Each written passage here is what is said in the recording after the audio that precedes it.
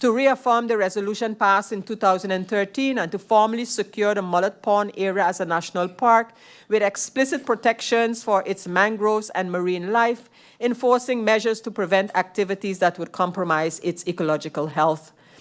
To urge the government of St. Martin to create a comprehensive beach ordinance unifying policies on the Vromi and Tiat to better regulate construction adjacent to beaches. This ordinance should include but not be limited to the following provisions: restricting building heights and density near the beaches, mandating environmental impact assessments for any proposed development within a certain proximity to beach zones, mandating that public access to the beach maintains a width of minimum of 3 meters coupled with an accessible walkway, as well as protection of remaining pond areas, namely Welgelegen Pond, better known as Little Bay Pond, adjacent to the Bel Air Beach Hotel, Red Pond at Gibbs Bay, Great Salt Pond, and Fresh Pond, and to submit to Parliament within 30 days an action plan based on the conclusions, recommendations of the study, The Ponds of St. Martin, Sustainable Development and Management, and any subsequent official report that assesses the state of our ponds, and goes over to the order of the day. Copies of this motion to be sent to the Governor of St. Martin, the Council of Ministers of St. Martin, the Council of Advice of St. Martin. This motion has been co-signed by at least 6, 7, 8, 9, 10, 11 members. And so we vote on this motion, motion number 1 as submitted, and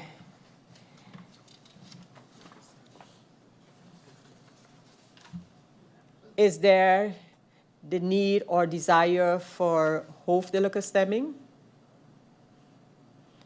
on this motion? I don't see that being the case. So this motion is accepted unanimously. Motion accepted.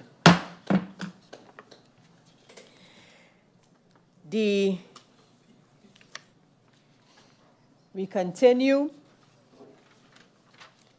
with motion listed as number 2 of this meeting, and this is the motion as presented by MP Duran. And it is that the Parliament of St. Martin, in its public meeting of today, October the 29th, considering that civil servants have gone years without receiving a cost of living adjustment until this was applied during the last tenure, that the passing of a civil servant places a financial burden on their families, particularly in covering funeral costs, that the current funeral assistance for deceased civil servants, capped at 4,500 Antillean guilders, was established in 1995 and has not been adjusted to reflect the increased cost of funeral services over time, that this outdated amount does not sufficiently cover the total expense of a funeral in today's economy, leaving families with additional financial strain during a time of grief, that increasing this benefit represents a compassionate, supportive measure for the families of civil servants who have dedicated their careers to serving the people of St. Martin, resolves to call on the responsible minister to revise the current funeral assistance benefit for active civil servants who pass away while in service, increasing the amount to 9,000 Antillean guilders, to request the government to update the VSA policy regarding burial contributions, currently set also at 4,500 Netherlands Antillean guilders based on financial feasibility, and to request that the government explores the possibility of introducing a burial insurance. Further resolves that this increased funeral assistance is not deducted from any other statutory benefits to which the next of kin of the deceased civil servant may be entitled, and that the revised benefit amount to be implemented promptly to more effectively support families in their time of need. And goes over to the order of the day. Copies of this motion to be sent to His Excellency the Governor of St. Martin, Ajamu Bailey, the Council of Ministers of St. Martin. This motion is co-signed by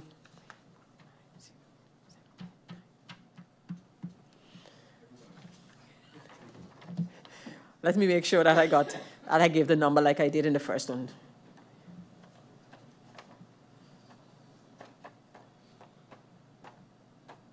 I come to 13. Would that be possible, counting signatures and names? Could be. We have. It is signed by a sufficient amount of members to be voted upon. As just to give a brief elucidation, motions are submitted, of course, and are required to be co-supported by at least 2 members. That can happen either by 2 additional members signing or expressing their support for the motion. But what we have seen here is that quite an amount of members present have signed the motion. And is there the need for hoofdelijke stemming on this motion? There is no need, there is no express need for hoofdelijke stemming. Motion number 2 of this meeting of today, October the 29th, is hereby unanimously accepted. This motion is hereby accepted.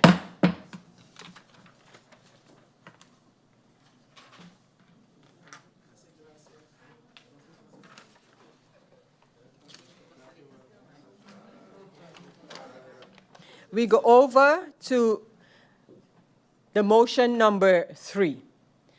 And this motion is that the Parliament of St. Martin, in its meeting of today, October the 29th, considering that the residents and businesses of St. Martin have been significantly burdened by high utility bills from NVGB, exacerbated by the fuel clause, the throughput fee, and the double application of turnover tax, that the constant power outages caused by NVGB's operational challenges have not only damaged household appliances and electronic devices, but had to be replaced at the consumer's expense, that the numerous and daily load shedding have negatively impacted the reputation of St. Martin's tourism product and the overall economic stability of the country, resulting in loss of business and revenues, that the SHTA survey on NVGB impact on business sector showed that 41% lost business and 19% lost stock.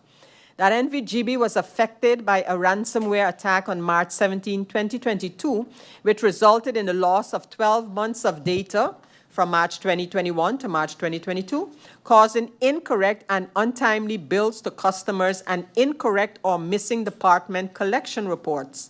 That this ransomware was no fault of the consumer, but actually created a burden for the consumer. That NVGB's inability to provide reliable and affordable services is directly affecting the quality of life for residents and the operational capacity of businesses. That the existing throughput fee is passed on in the fuel price charge to NVGB without the consent of the consumers and has continued to burden consumers unfairly. That immediate relief for residents and businesses from these exorbitant costs is needed to support economic recovery, restore public confidence, and alleviate financial hardship. That despite the government's continued position that the people of St. Martin will not be financially burdened with the investment needed for NVGB, it insists on amending the 2024 budget to invest 75.6 million guilders in taxpayers' money to finance 3 generators for NVGB, further burdening the people. That these 3 generators will take over 2 years to arrive in St. Martin and be operational. That a placement of 75.6 million guilders on the budget capital expenditures eliminates the housing project and K-Bay Phase 1 project and building of a high school, all affecting the people of St. Martin while asking them to carry the cost. And that NVGB is actually losing present and future revenue by chasing past due revenue. By GB disconnecting the average earner due to an extremely high past due, the consumer is now forced to stop making present payments due to being disconnected and are required to settle old bills in order to be reconnected. To call on the government of St. Martin to ensure resolves to call on the government of St. Martin to ensure that all TOT are not placed on invoices, as it is not common practice for businesses to transfer their TOT to the consumer. To provide financial relief to NVGB consumer by considering writing off 50% to a maximum of 5,000 guilders, taking into account the financial feasibility of such from all outstanding residential electricity bills, ensuring that the most vulnerable in society benefit the most from this measure and regain electricity, which is a basic human right. To request the Minister of Tourism, Economic Affairs, Traffic and Telecommunications, TIAT, as the minister responsible to set maximum tariffs to use the power invested in her by the concession ordinance, to decrease the tariff in the interest of the people immediately via a national decree containing general measures for residential bills, to request the Minister of Tourism, Economic Affairs, Traffic and Telecommunications, TIAT, as the minister responsible to set maximum tariffs to use the power invested in her by the concession ordinance to decrease the tariff in the interest of the people immediately via a national decree containing general measures for commercial bills for 3 months and report to Parliament and the public on change value within 2 weeks. To regularly engage with commercial customers to understand their needs and challenges better and use feedback to develop programs that can provide a more meaningful relief without compromising GB's financials permanently. To revise and simplify the calculation of NVGB's fuel clause to ensure it solely reflects the actual cost of fuel, thereby providing more transparent and fair billing practices to the people of St. Martin. To request NVGB to present up-to-date financial audits and yearly financial reports to shareholder. To ensure that renewable energy is not neglected, request GB to present their renewable energy plan within 3 months, whereby the relevant minister will be asked to return to present said to Parliament. This motion firstly goes over to the order of the day, and copies of this motion to be sent to the government of St. Martin, the Board of Directors of NVGEBE, the Ministry of Tourism, Economic Affairs, Traffic and Telecommunication, TIAT, and relevant stakeholders. This motion too is co-signed by at least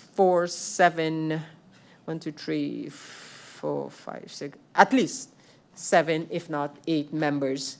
And I say that because some of the signatures are kind of intertwined with the others, but definitely with a big amount of support.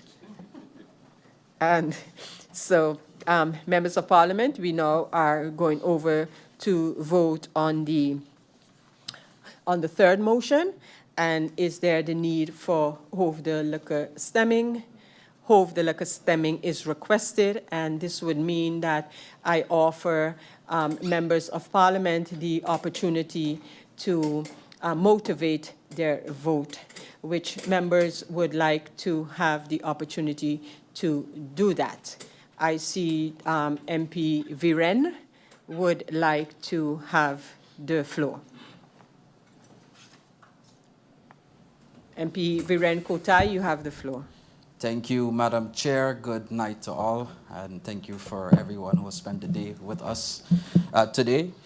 So just coming to this motion, Madam Chair, as much as I do want to support it, I do have one issue with us basically like offering a dream about the possibility of a relief of 5,000 guilders if it is financially feasible. Imagine those who have been compliant all along from the hack to now. What would they say? I do see that there were tariffs, the reduction of tariffs included, which I do commend, although those who were fully compliant will still have an issue with the fact that the lack of fairness to them, because down the line they can decide then not to pay their bills. Further than that, of course, we're here because of the neglect of the last 4 years. At the time of the hack, the government could have called on to our whole populace of St. Martin to gather their 6 months previous bills to form the average and to have them compliant moving further. But that's not even done, and that's what has got us over here. So I don't want to make it seem like I do not support any idea of relief, which I do. I do support everything on the motion besides the fact of offering the dream that there is a possibility of a relief of 5,000 guilders, because of course it's probably well known to most that GB might not be able to even foot that. So that's just my reasoning as to why I cannot support the motion. But with that said, if per se this does not pass, MP Otley, I'd like to table a more realistic motion in terms of relief to our consumers with you. Thank you very much, Madam Chair.